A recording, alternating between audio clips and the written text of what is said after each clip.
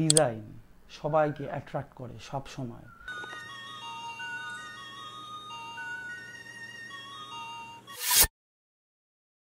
DSLR camera হচ্ছে প্র্যাকটিসের ব্যাপার, তার জন্য লাগে সময়, ধৈর্য। কিন্তু ফোন হচ্ছে ইনস্ট্যান্ট ফিলের জন্য। দেখো, ক্যাপচার করো, আগিয়ে যাও, মনে হবে যেন ব্যাপারটা কিছুই না, নাকি নাথিং।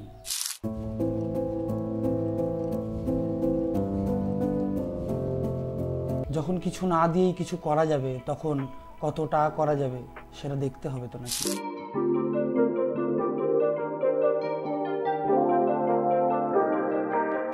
প্রথমে কথা বলি প্রাইমারি ক্যামেরা নিয়ে। সুন্দর শার্প ডিটেল ছবি পেয়ে যাবে শুধুমাত্র একটা শাটার বাটন প্রেস করে।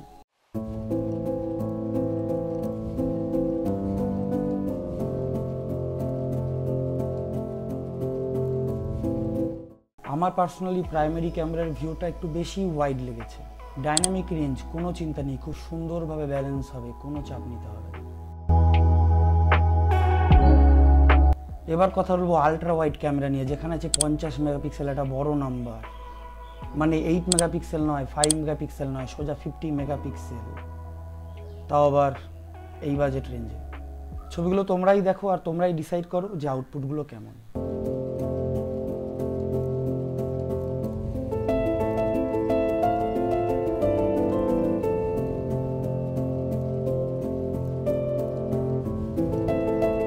কারণ আমি হচ্ছি আলট্রা ওয়াইড কা দিওয়ানা। প্রবলেমটা বলে দিই, মাঝে মাঝে ছবিতে ওভার স্যাচুরেশন চলে আসে, মানে মাঝে মাঝে একটু বেশি।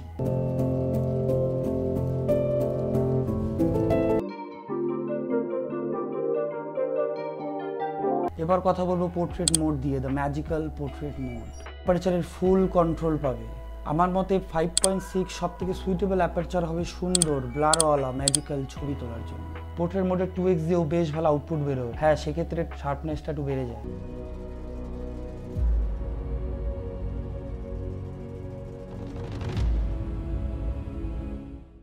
এবার কিছু এক্সট্রা ফটোগ্রাফি ফিচার প্যানোরামা পেয়ে যাবে। এছাড়াও আছে এক্সপার্ট মোড, যেখানে তোমরা ডিএসএলআর এর মতো আইএসও, অ্যাপারচার, কেলভিন, ফোকাস সব কিছুকে ম্যানুয়ালি কন্ট্রোল করতে পারবে। তোমাদের যদি এক্সপার্ট মোডের ওপর একটা ডিটেল ভিডিও লাগে অবশ্যই কমেন্ট করে জানাও, আমি একটা ডেডিকেট ভিডিও বানিয়ে দেবো এক্সপার্ট মোডের ওপরে। কারণ এক্সপার্ট মোডটা নিজেই একটা ম্যাজিক্যাল ব্যাপার।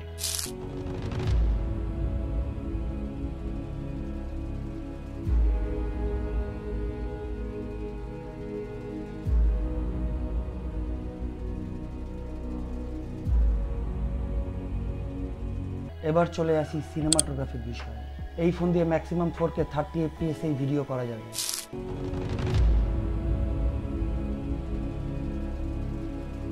দেখছো যখন 1080p 60 FPS এর আউটপুটটাও দেখে নাও।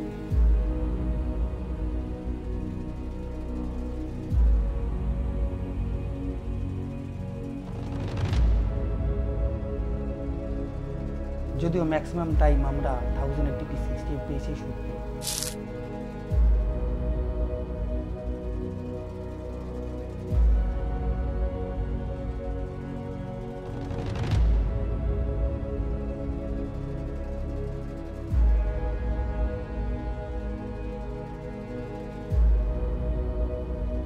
এছাড়াও পাবে স্লো মোশন মোড, যেখানে তুমি 120 FPS a slow motion shoot করতে পারবে।